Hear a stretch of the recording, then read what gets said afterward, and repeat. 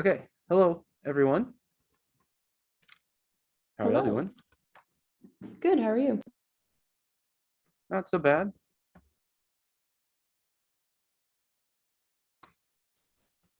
Okay. Let me. Y'all can see my screen? Yes. Cool. Then let's go ahead and get started. I'm just going to knit to start and we'll see what we got.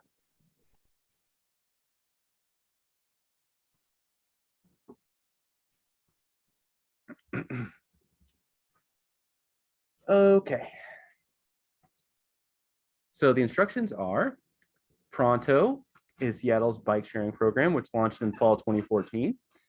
Let's say was Seattle's bike sharing program.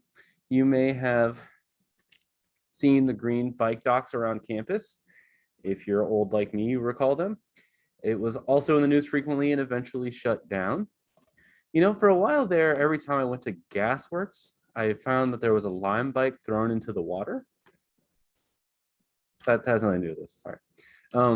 You will be using the data from the 2015 Pronto Cycle Share Data Challenge, which the city government no longer has a page for, unfortunately, but you used to be able to read all of the stuff they would like you to check on for you. It's about 75 megs. I've already downloaded it. So I'm going to skip that step, but you'd go here and then you would unzip it. If you have a particular question where unzipping it is some sort of hurdle right now, let me know. Otherwise, I'm just going to press on. The Open Data Year 1 folder contains a README that you should reference for documentation. Place the Open Data Year 1 folder in the same directory as this template, like this. So my Open Data Year 1 folder is in the same directory as the template. Don't mind this unzipping this homework fix. This is a workaround from when these computers in the lab would not allow you to download things. That's no longer a problem. Questions for you to answer are as quoted blocks of text. Put your code used to address these questions and any comments you have below each block. Remember the guiding dry principle, don't repeat yourself. So for part 1, that we'll be covering this week, it asks you to load the data with a loop.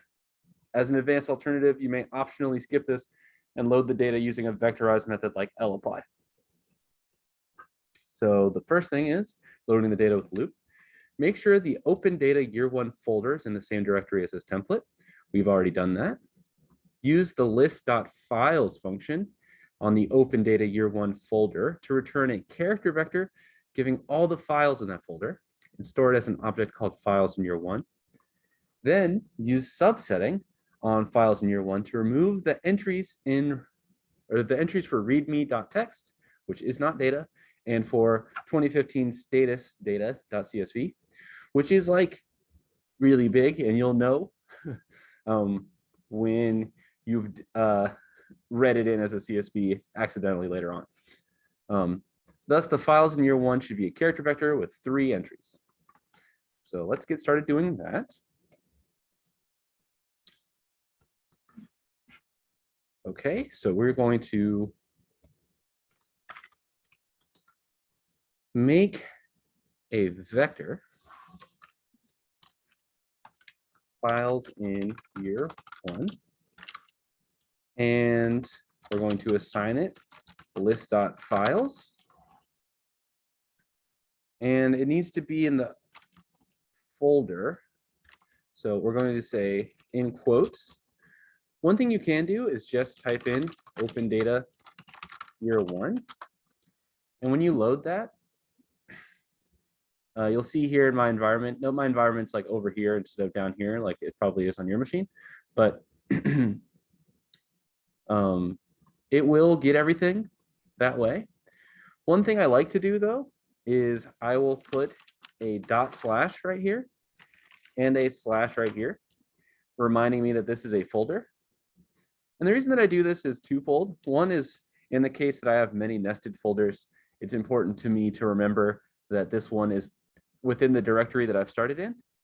Say if I wanted to go up one hierarchy of the nesting of folders, I could do ... and it would go one above where my markdown is held.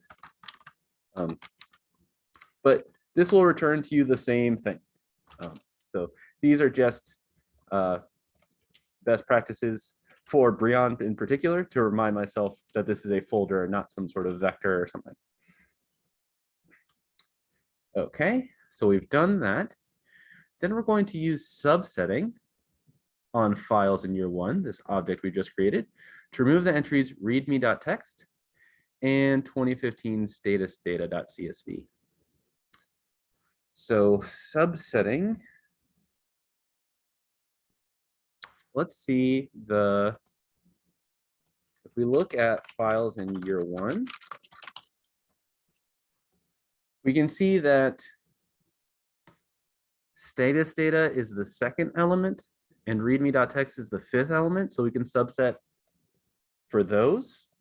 And so we can go over here and use our subset operator and then use the subtract and then say a vector with the elements 2 and 5. And now it will remove the second and fifth elements of whatever list.files returns, and we'll assign it to the files in year one vector. And when we look at it now, it just has station data, trip data, and weather data. Does that make sense? Are we following still?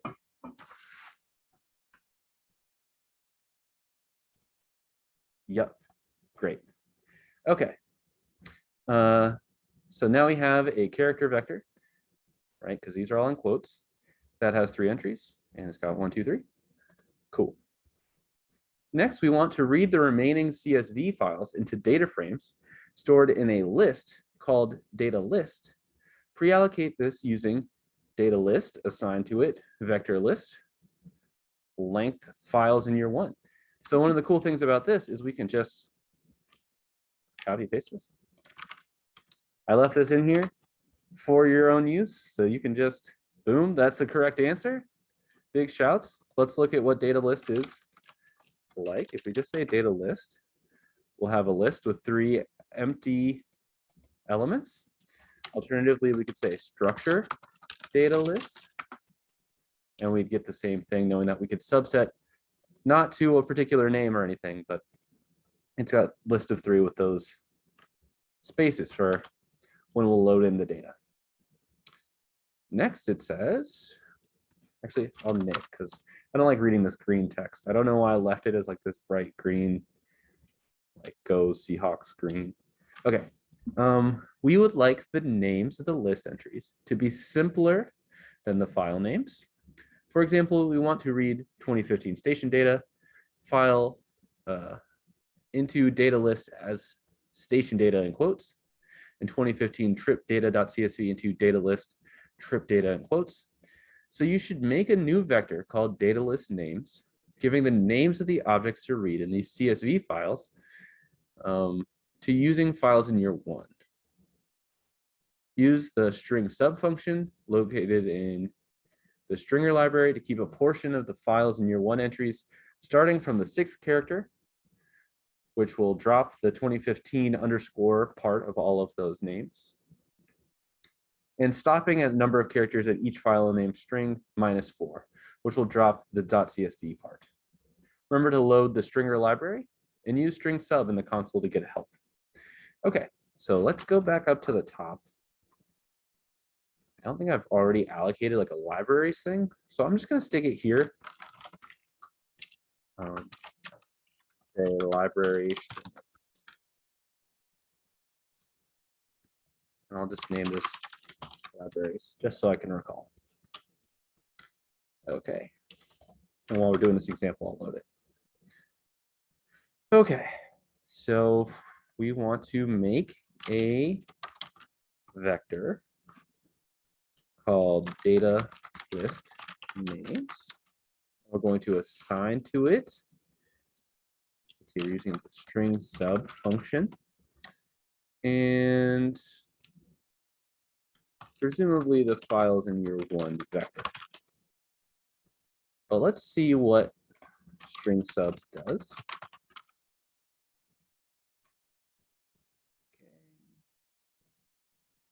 String sub will recycle all arguments to the same length as the longest argument. If any arguments are length 0, the output will be a 0 length character vector. Okay, that seems like unintelligible to me. Extract and replace substrings from a character vector. Okay, the arguments that it takes are input a character vector. So that's what we're going to do. Files in year 1 is a character vector with 3 elements. Then we can put arguments for the start and end. These are integer vectors. Start gives the position of the first character. End gives the position of the last. Alternatively, pass a 2-column matrix to start. Okay. Negative values count backwards from the last character. That's going to be important for us. Okay. So right now we want to get rid of this .csv part and this 2015 underscore part. And so what we'll say is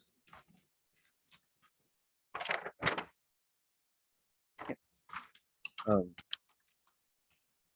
start is going to be in the 6th position.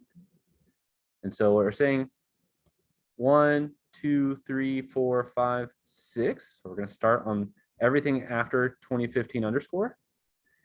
And then our end, and this is going to be a little bit counterintuitive, is going to equal -5. So what this is saying is it's going to end counting backwards from here. So 1, 2, 3, 4, 5. So let's see what this did. Now our data list names has removed these beginning portions and these end portions of our character strings. Now I'll hit return to make this a little bit more intelligible.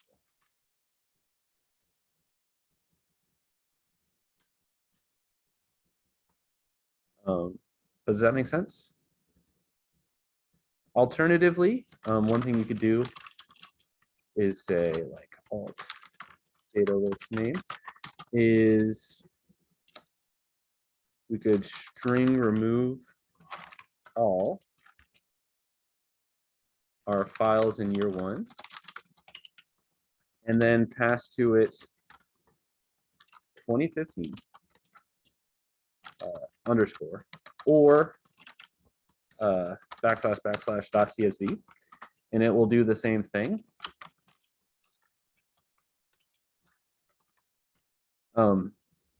And for reasons we're going to get into on Thursday, I have these backslashes here and this or here, and it will figure out that it wants me to get rid of this part and this part from each of the character vectors. Okay.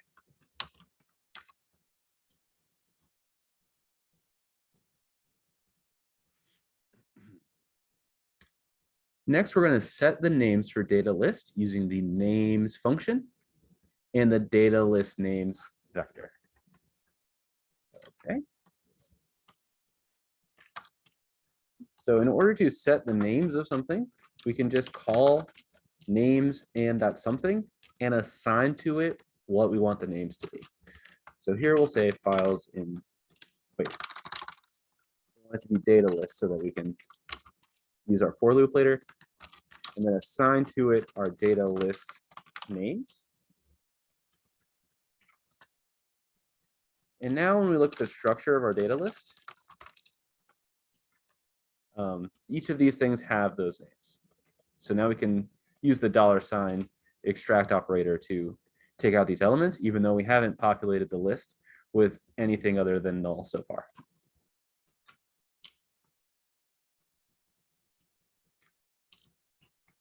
Okay. Does this make sense? We're still tracking? We're still good?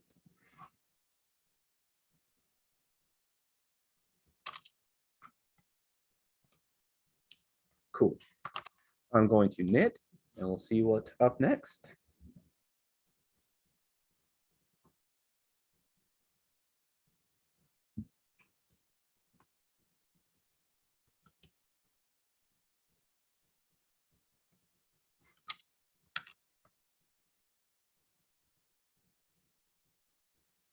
Okay, so we've assigned those names to the data list. Now write a for loop that uses read underscore CSV from the reader package to read in all the CSV files contained in the zip file, sequence alonging files in year one vector, store each of these files into the corresponding entry in the data list, pre-allocated list that we made. The data download demo might be helpful for reference. I believe this data download demo is the same one I learned from, which is from Rebecca Farrell, who used to teach this class long, long ago.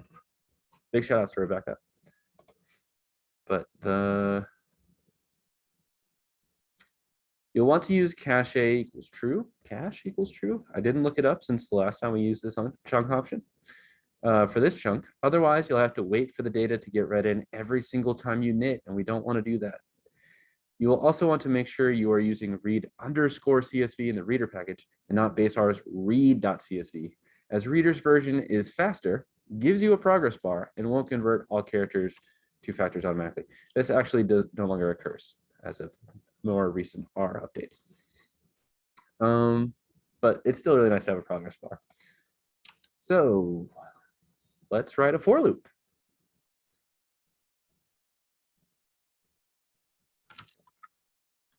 So it's asking us to write a for loop that uses read underscore CSV. So we're going to use the reader package. So I'm going to go back up to our libraries chunk and type in library reader to make sure that we have that. And then I'm going to scroll back down. Okay. Sequence alonging the files in year one vector. Okay, so sequence along converts a vector into numbers in order for us to use the numbers to iterate over. So in order to have the corresponding entries in data list. Okay, so the start of our for loop is going to be for, and then like any other function, use a parentheses, and then we'll say,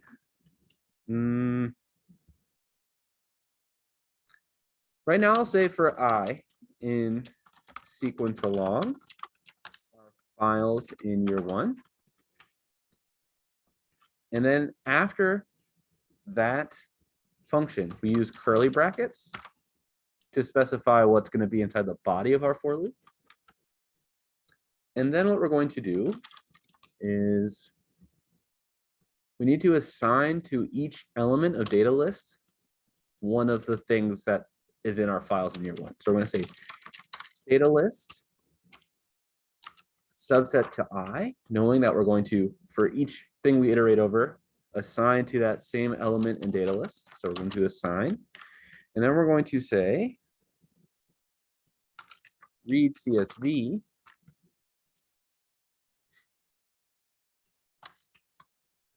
And we might be like tempted to say files in year one I, right? So let's see what that does, since we might be tempted to have this happen. Okay. 2015 station data.csv does not exist in current working directory. CS 508 backup August 21, oof, or autumn 21. Homework 6 part 1 lab copy. Okay, so what we need to do is append to this directory the folder that it's in. So one way we can do that is say paste 0.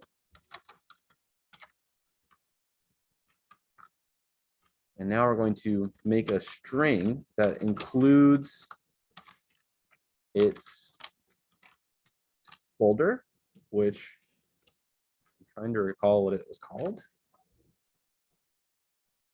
Yeah, we can just steal this. I'm just going to steal this. Open data year one folder. I'm going to paste it right here and then hit a comma. So what's happening here, I'll show you what this does.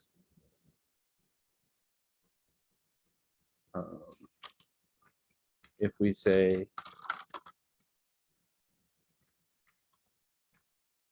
so when I say paste 0 and then the folder, comma, our character vector, it will iterate over each of these items in here and paste together this character string with a character string here. So now our vector reads as open data year 1 and then the contents of the CSV that we're interested in. And so now we can iterate over them because read underscore CSV knows where to look. Instead of just looking in our working directory, it looks inside the folder in our working directory that has all of our CSVs in it. And now when we run this,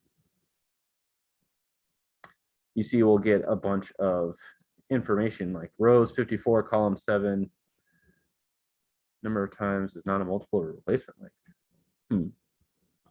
I see. We have to empty this again. So I'm going to go back up here and run this again. Like the pre-allocation of the vector, I was one I'm running again. And then I'm just going to run everything one more time ahead of this. And I think that'll get rid of the error.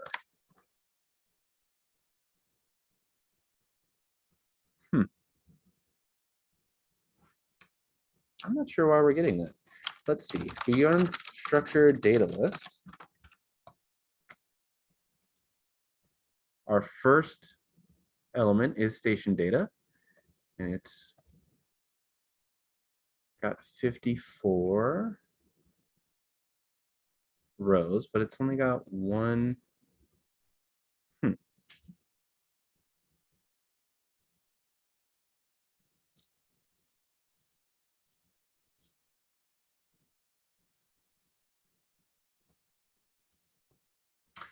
You know what I think it is? I think that we're not subsetting to a deep enough part of this. So instead we need double square brackets I in order to make sure that the thing that spits out of read underscore CSV goes as it is supposed to as a data frame to the element of the data list.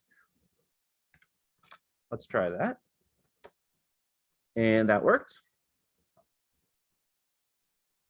But does the logic there make sense? Did I say it fully enough? I'll just say it again anyway. So the error that we were having is that assigning to the element of data list will assign just the first part.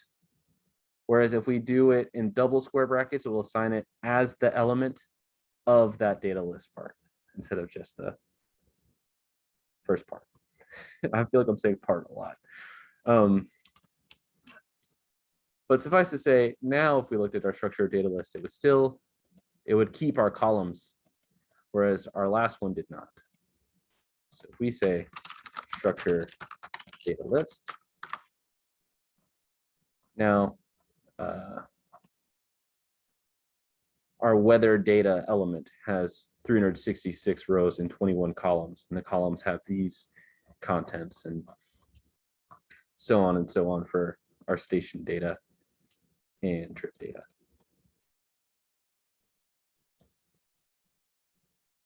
Okay, I should also show you how to do this as an lapply, which is the way I would typically do this. An lapply or a map. Map is just the tidyverse version of applies. And in order to do that, I would say I'd make a different vector called file paths, and it would be the same thing. I would do the paste 0 and then the folder that we're in and our files in year 1. And so now our file paths vector looks like this. So it's just these 3 entries of exactly where all of these files are. And then I would say alt data list. This is just a name for, as an example, alt data list. I think I would just say lapply file paths, comma, read CSV with nothing else. And it would load those things. So if we looked at the structure of our alt data list, it would have all of those elements that we have in our regular data list, but it wouldn't be named. So in order to do that, we would perhaps post hoc say something like names alt data list.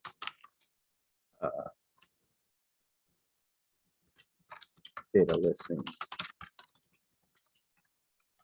that we made before. And now our alt data list and our data list would be the same thing. And we wouldn't have to worry so much about the like making sure that you double subset here.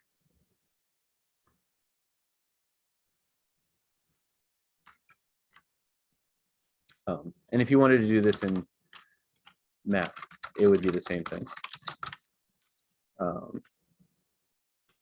In fact, you could make it less lines. You could say map.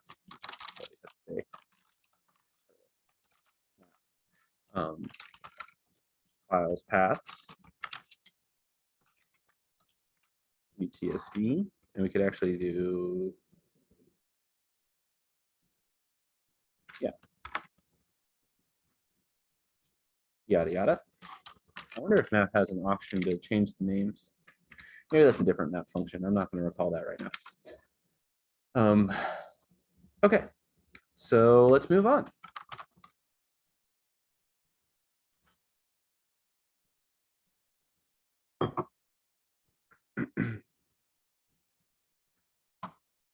Okay, so the next thing that we need to do is fixing data types. So we'll run structure on data list and look at how the variables came in. Oh, I have a chat. I was using the wrong lapply for this lab and couldn't get it to work properly. Just a word of caution to anyone else.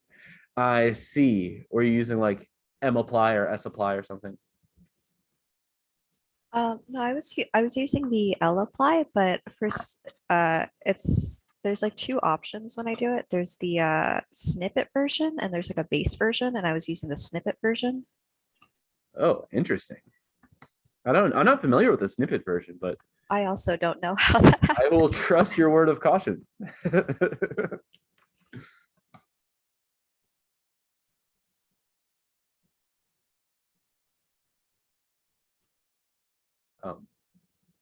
Yeah, so for people who are watching this as a video later, be careful of the snippet lapply. Okay, so we're going to run structure on data list and look at how the variables came in using read CSV. Most should be okay, but some of the dates and times may be stored as character rather than dates or POSIX time, date time values. We have lots of missing values for gender in the trip data because users who are not annual members do not report gender. So first, we're going to patch up the missing values in the gender column of the trip data. If a user is a short-term pass holder, then put unknown as their gender. Don't make new objects, but rather modify the entries in data list directly. Something like data list subset to the trip data, assign to it data list subset of the trip data, and then mutate yada, yada, yada, yada. So let's try that. Okay. So the first thing we're doing is going to get data list, double subset data. So if we run this, it'll be the data frame as we're used to seeing a data frame. We can see that the annual or the user type shows you like whether or not someone's an annual member, and then gender is here. But let's look at the structure of this. So I'm actually just going to pipe that into structure and see that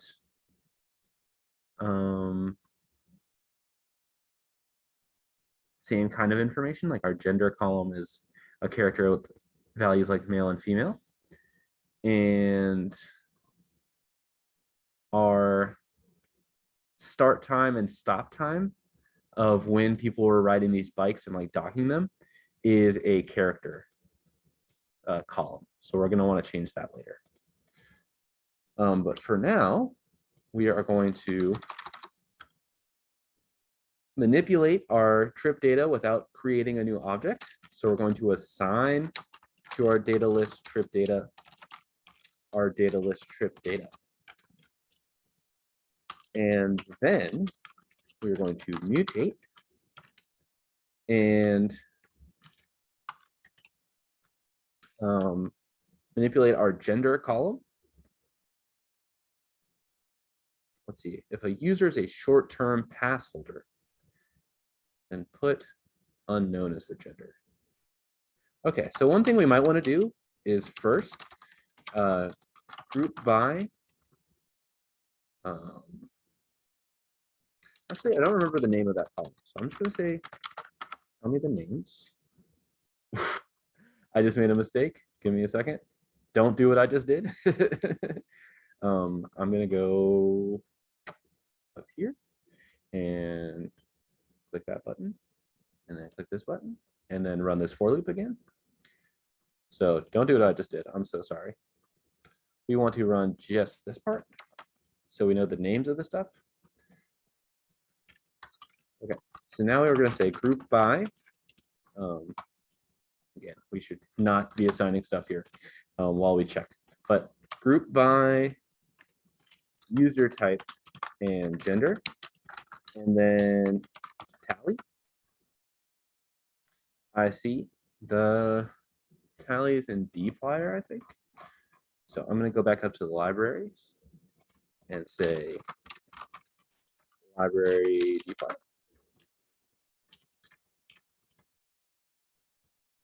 And go back down here and tally. And so we can see that like for users who are annual members, they did respond with gender or were asked about it. So we have female, male, and other. So we're really just replacing the NAs where there are short-term pass holders, because there's no short-term pass holders who are ever asked the gender question. So that's good for us to know, because it will instruct us on how to manipulate the gender column in order to get this to say unknown. So we are going to then say, get rid of this, mutate gender equals, and then we can say, use an if else. If else. Oh. If else. User type equals return.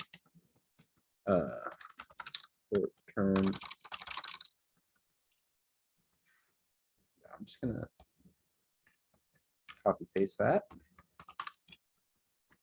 so that I don't misspell it.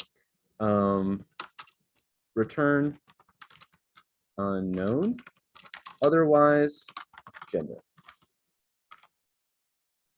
And then we can do the same operation. We could actually just skip the group by and tally and just say count user type gender. And we'll see that we've successfully replaced short-term pass holders who never answered the gender question with unknown. Does that make sense? And did this style of checking make sense also to everybody?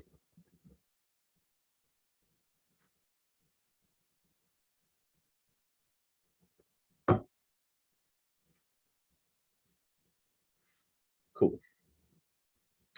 And now that we know that this works, now let's assign it to the data list double set subset trip data, like so.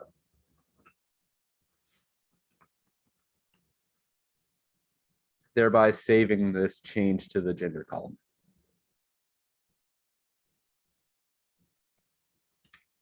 Also going to hit enter here so that we can make it a little bit more legible. That we're mutating the gender column for an if-else statement where a user is a short-term pass holder, we don't know anything about their gender. If they're not a short-term pass holder, they've already answered the gender question. Cool. So then we can knit and see what our next question is.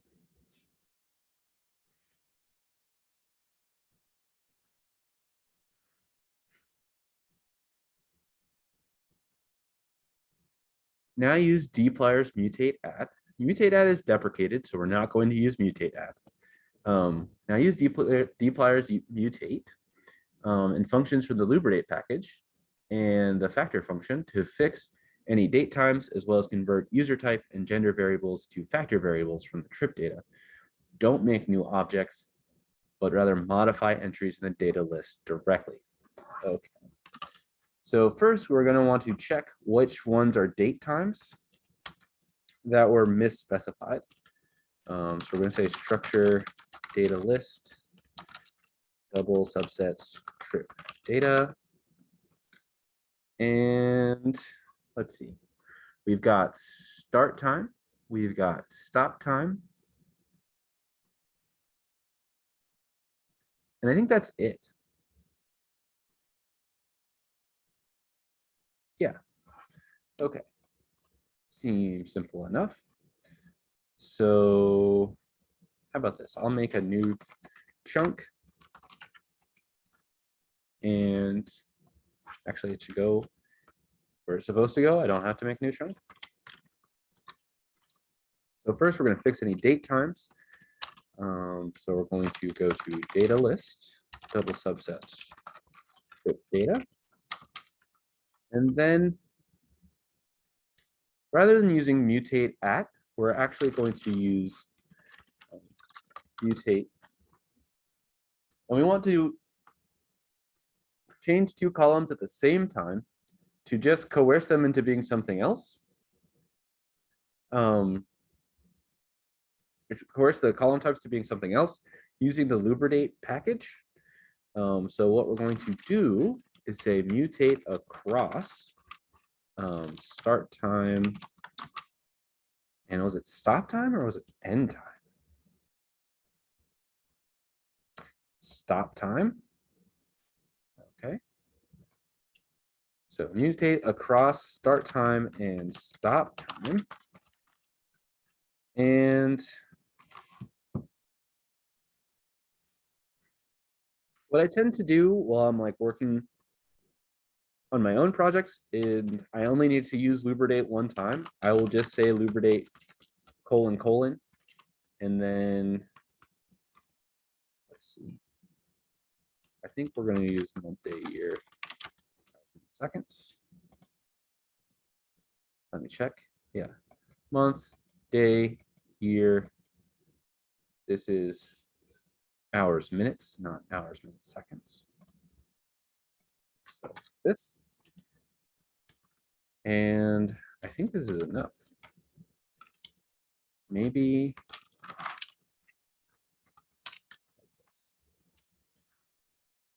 across. Oh, I see. This is supposed to be as a vector. Must be a vector, not a formula.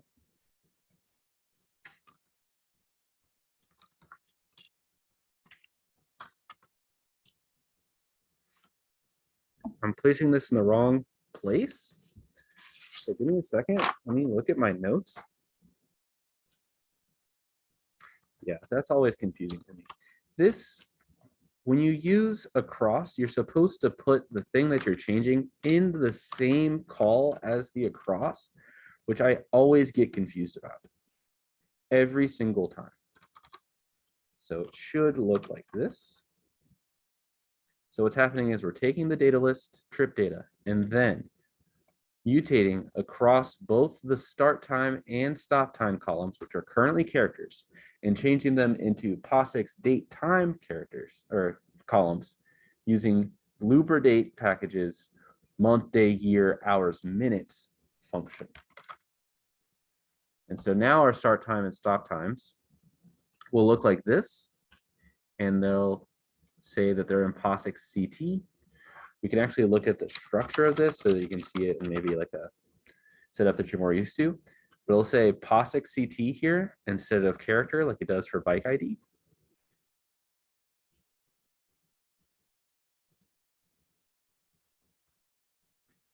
Alternatively, you can load the Lubridate package up at the top in the libraries chunk that we made. So I'm going to do that because I know some people are more comfortable doing that. So I'm going to go back up here. I think for readability and reproducibility, it's good practice to make sure that your libraries are all loaded in the same place.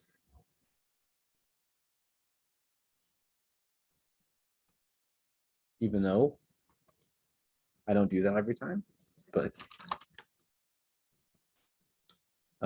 does this syntax make sense even though I fumbled twice at the beginning? So we're saying for both of these columns, manipulate it using this function.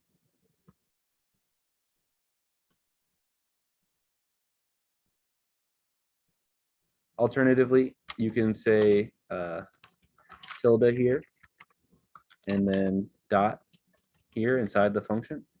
I think this is like a good reminder of what's going on.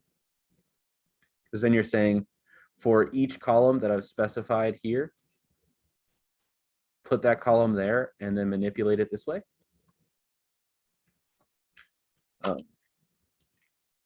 But that question is done, so I'm going to assign to data list script data.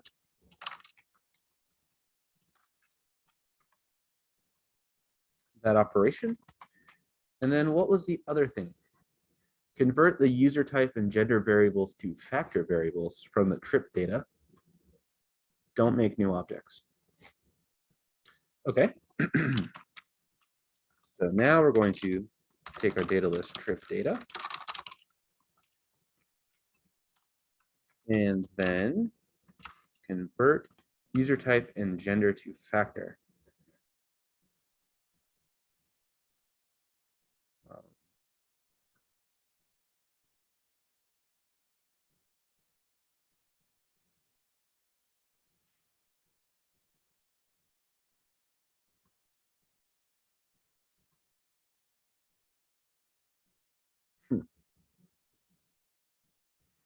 I wonder if you can't just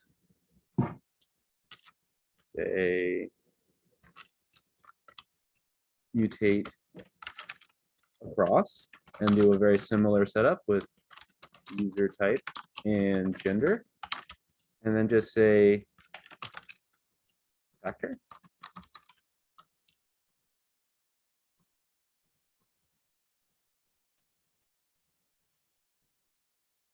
Now gender is a factor, and so is user type. Seems easy enough. Now if we ran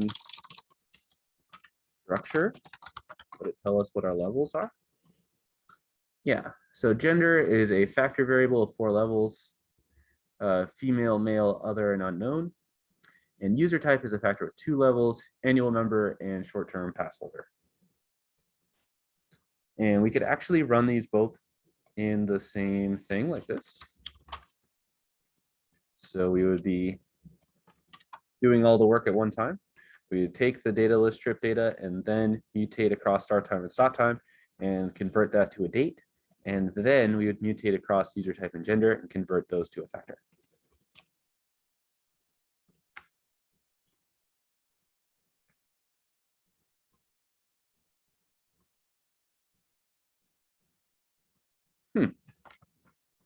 I'm also looking at this and I'm realizing that we didn't fix the date times for the other content in our data list. So let's do that. Okay, so this is giving me a warning because I've already run this operation once and assigned it to here. So like in this version of trip data, this is already a date. So we don't have to mind that right now.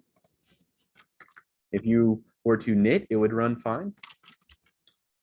But let's look at the structure of our data list so that we can see if there's any other columns that are date times. So it looks like in station data, there's something called online. That is month, day, year. And let's see, our trip data already has POSIX time here, factors here, so that's good. And then in our weather data, the date with a capital D is a month, day, year.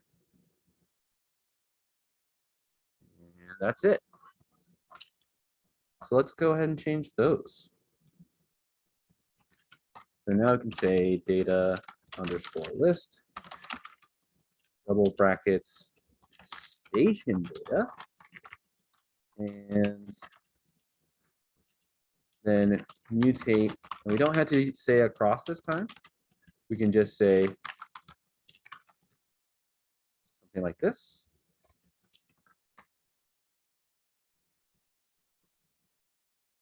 And now our online column is a date in the station data.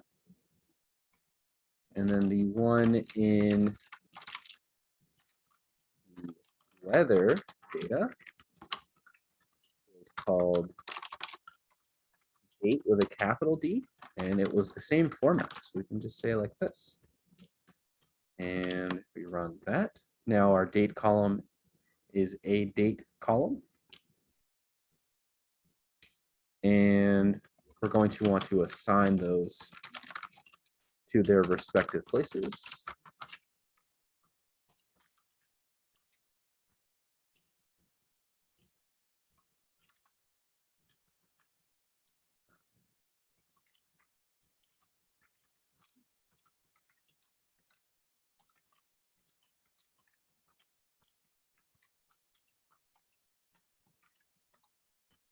Okay. So now we'll need it. I'm going to leave this down here so that we can check our answers for now, right on this snit.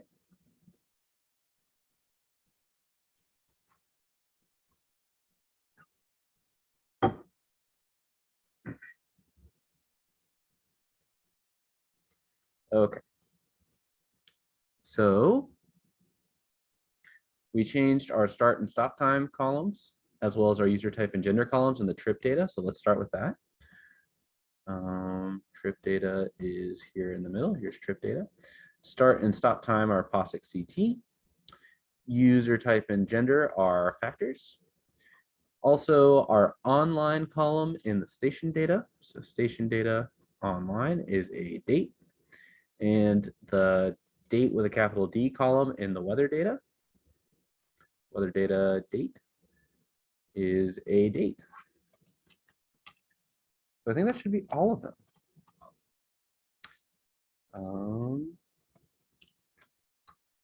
Yeah, but that's it. Do we have any questions about this homework? That was part one. Hopefully not too painful.